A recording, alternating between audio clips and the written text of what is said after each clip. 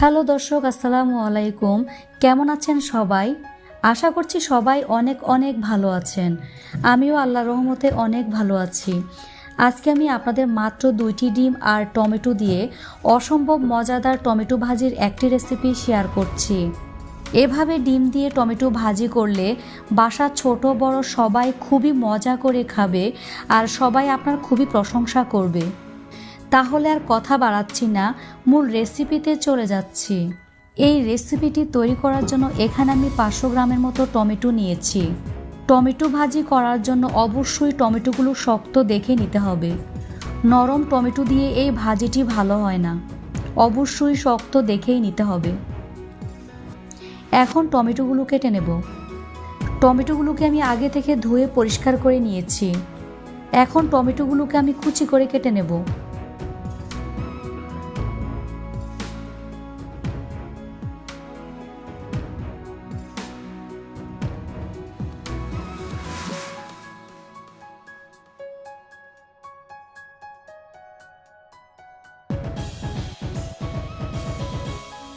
তো সবগুলো টমেটো আমি এইরকম পাতলা কুচি করে কেটে নিয়েছি।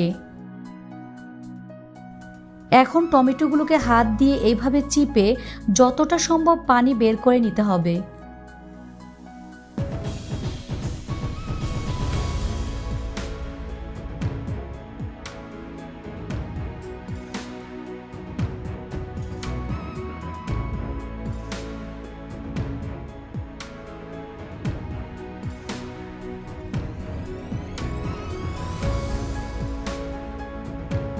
সবগুলো টমেটো চিপে পানি বের করে নিয়েছি।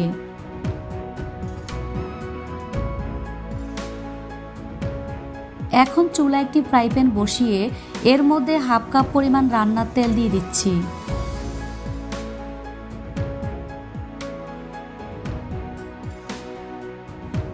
এখানে আমি বড় 2টি পেঁয়াজ কুচি, 1টি রসুন খোসা ছাড়িয়ে নিয়েছি। এখানে আমি 10টি কাঁচামরিচ ফালিয়ে নিয়েছি। তেল গরম হয়ে আসলে এর মধ্যে রসুনের ফালি দিয়ে দিচ্ছি।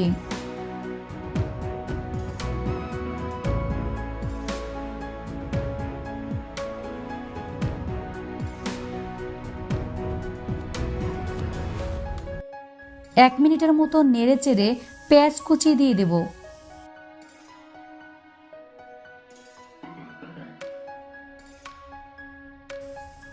পেঁয়াজগুলোকে ভালো করে নেড়ে চেড়ে হালকা ভেজে নিতে হবে।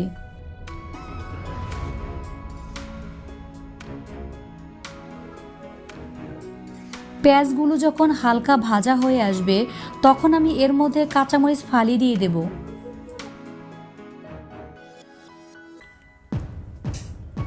আবারও খুব ভালো করে নেড়ে চেড়ে নিচ্ছি। এখন আমি এর মধ্যে কেটে রাখা টমেটো দিয়ে দেব। টমেটোগুলোকে ভালো করে চিপে দিতে হবে।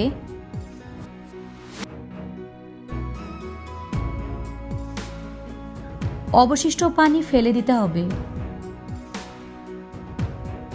এখন নেড়ে চেড়ে সবকিছুর সাথে টমেটো মিশিয়ে নেব।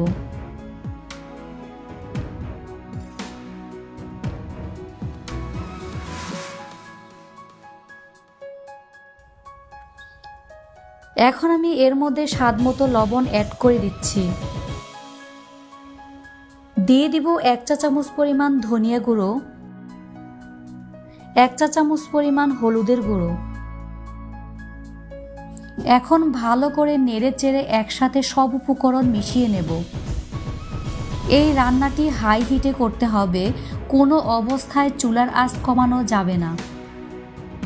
এই টমেটো ভাজি ঢাকনা না দিয়ে আমি ভেজে নেব।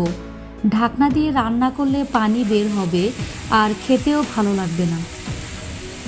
এই টমেটো ভাজি আমি ফুল আঁচেই রান্না করব। টমেটো সিদ্ধ হয়ে এলে এর মধ্যে ফাঁকা করে মধ্য বরাবর আমি 2টি ডিম ভেঙে দিয়ে দেব।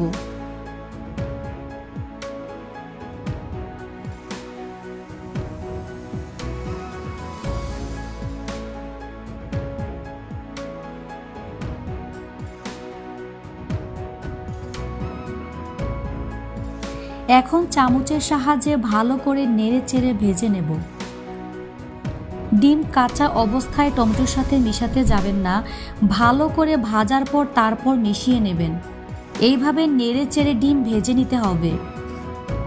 ডিম যখন ভাজা হয়ে আসবে তখন টমেটোর সাথে মিশিয়ে নেব।